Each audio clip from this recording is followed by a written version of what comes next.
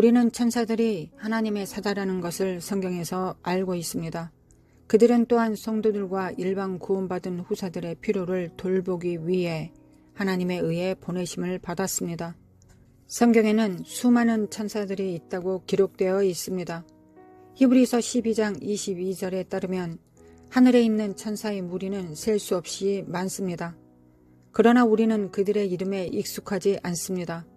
천사에 대한 대부분의 언급에서 우리가 하고 싶은 또 다른 항의가 있습니다. 어떤 사람들은 그들이 지상으로 돌아가는 죽은 자의 영이라고 가정합니다. 성경에 따르면 이제 그러한 개념에는 검증할 말씀이 하나도 없습니다. 천사는 하나님께서 창조하신 천상의 존재입니다. 그들은 인간의 몸에서 분리된 영이 아닙니다. 시편 8편 5절에 우리는 천사보다 조금 못하게 지음을 받았습니다. 우리는 같은 계급이 아닙니다. 그들은 인간이 창조되기 전에 존재했습니다. 창세기 3장 24절에 아담과 하와가 범죄하여 동산에서 쫓겨났을 때 문에 있는 천사가 그들이 낙원집으로 다시 들어가는 것을 막았습니다. 마태복음 22장 30절에 따르면 그들은 장가도 가지 않고 시집도 가지 않습니다. 하나님의 천사들은 사람이 만들어지기 전에 여기에 있었습니다. 루시퍼와 함께 죄를 지은 천사를 제외하고 하나님의 거룩한 천사들은 그들의 창조주를 사랑하고 그분의 모든 계명에 순종합니다. 당신은 시편 103편 20절에서 읽을 수 있습니다. 천사들의 무리에는 다양한 계급이 있습니다. 세라핌과 케루빔은 이사야서 6장 2절과 시편 80편 1절에 언급되었습니다. 천사들은 사람들을 돕기 위해 여기에 있습니다. 성경은 천사들이 나오는 책입니다. 성경 전체에서 4명의 이름이 있는 천사들만 있습니다. 여기에는 타락한 천사와 거룩한 천사가 포함됩니다. 그들 각각 신성하게 할당된 임무에 따라 수행하는 기능에 대해 간략하게 공부할 것입니다. 타락한 천사 루시퍼부터 시작하겠습니다. 이사야서 14장 12절에서 루시퍼를 지극히 높으신 분을 대항하여 그의 교만과 음모의 결과로 결국 타락하기 전에 하늘에 있었던 천사들 중 하나로 언급했습니다. 이사야서 14장 12절부터 14절 너 아침의 아들 계명성이여 어찌 그리 하늘에서 떨어졌으며 너 열국을 엎은 자여 어찌 그리 땅에 찍혔는고 내가 내 마음에 이르기를 내가 하늘에 올라 하늘의 무별 위에 나의 보좌를 높이리라 내가 북극 지폐의 산 위에 좌정하리라 가장 높은 구름에 올라 지극히 높은 자와 비기리라 하도다. 루시퍼는 하늘에 있는 아름다운 피조물이었습니다. 우리는 성경에서 그가 위대한 존재로 창조되었다는 걸 알 수 있습니다. 선지자 에스겔은 그를 완전한 인이었고 지혜가 충족하며 온전히 아름다웠다고 했습니다. 그는 기름 부음을 받은 덮는 그룹이었습니다. 그가 창조된 날부터 그의 모든 길이 완전하였습니다. 루시퍼는 하늘의 영광을 비추기 위하여 창조주에 의해 배치되었습니다. 이제 대천사 미가엘입니다. 미가엘은 하나님의 대천사로 알려져 있습니다. 즉 최고의 천사를 의미합니다. 성경은 종종 대천사 미가엘을 천국의 왕자로 언급합니다. 천사 미가엘은 전쟁과 관련된 천국의 대천사 중 하나입니다. 그가 성경에 언급될 때 대부분 싸울 전투가 있다는 것을 알아차릴 것입니다. 그는 영적인 전사입니다. 그는 전투를 전문으로 합니다. 전쟁이 없을 때 미가엘은 거의 언급되지 않을 것입니다. 천사 미가엘은 마지막 때의 주요한 역할을 담당합니다. 예상한 것처럼 우리는 다니엘 12장 1절에서 마지막 날을 봅니다. 그때 내 민족을 호위하는 대군 미가엘이 일어날 것이요 또 환란이 있으리니 이는 개국 이래로 그때까지 없던 환란일 것이며 그때 내 백성 중 무릇 책에 기록된 모든 자가 구원을 얻을 것이라. 성경에 선택된 단어들을 주목해 보십시오. 내 민족을 호위하는 대군 미가엘이라고 했습니다. 그는 전쟁과 관련된 천사일 뿐만 아니라 보호자이기도 합니다. 나아가 미가엘은 바울이 기록한 데살로니가 전서 4장 16절의 천사일 수도 있습니다. 주님께서 호령과 천사장의 소리와 하나님의 나팔 소리와 함께 친히 하늘로부터 내려오실 것이니 그리스도 안에서 죽은 사람들이 먼저 일어나고 계시록 12장 7절부터 9절에서 천사 미가엘이 어떻게 악마와 타락한 천사들과의 전투를 이끌었고 그들이 천국에서 쫓겨났는지 볼 수 있습니다. 교만이 루시퍼가 전능한 자와 싸우도록 했습니다. 루시퍼의 계획이 밝혀지고 교만에 의해 완고하여져서 전쟁을 벌이려고 했습니다. 교만이 그의 타락을 부추겼습니다. 천사 미가엘과 그의 무리는 천국에서 루시퍼가 있을 곳이 없을 때까지 루시퍼와 전쟁을 했습니다. 계시록 12장 7절과 8절은 하늘에서의 전쟁의 사건을 말하고 있습니다. 하늘에 전쟁이 있으니 미가엘과 그의 사자들이 용과 더불어 싸울새 용과 그의 사자들도 싸우나 이기지 못하여 다시 하늘에서 그들이 있을 곳을 얻지 못한지라. 교만은 파멸로 이끄는 길입니다. 미가엘은 전투에 가난한 그의 큰 힘으로 유명합니다. 그는 마귀를 물리치고 그에게서 다시 죄가 발견되었을 때 하늘에서 내쫓았습니다. 미가엘은 전시 사역을 완수했습니다. 다니엘이 21일 동안 기도했지만 바사국 군주가 천사를 막았습니다. 바사국 군주가 다니엘의 기도에 대한 답을 가져다 줄 다른 천사를 대항하였습니다. 다니엘이 일관성 있게 기도의 자리를 지켰기 때문에 미가엘은 바사국 군주의 손에서 다른 천사를 구출함으로써 개입하게 되었습니다.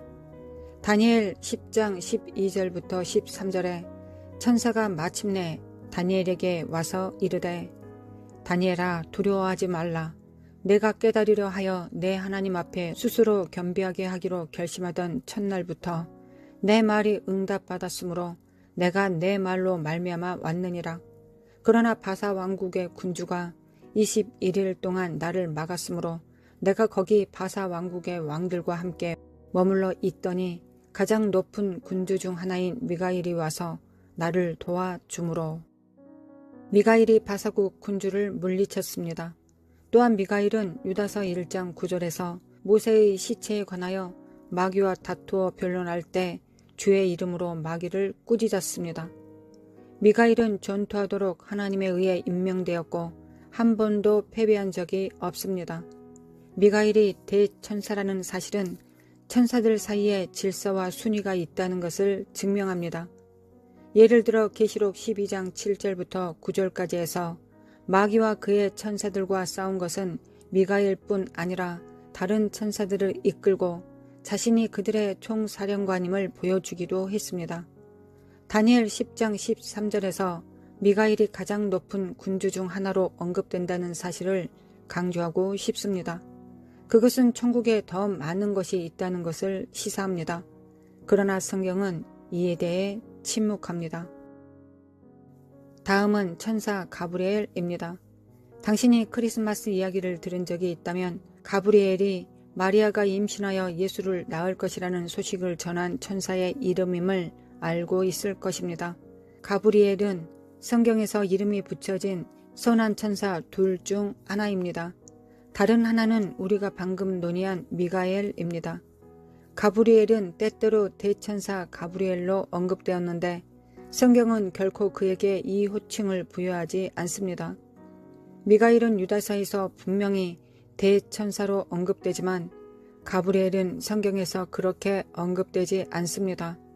천사 가브리엘에게 할당된 주요 기능은 하나님의 백성들에게 좋은 소식을 전달하는 것입니다.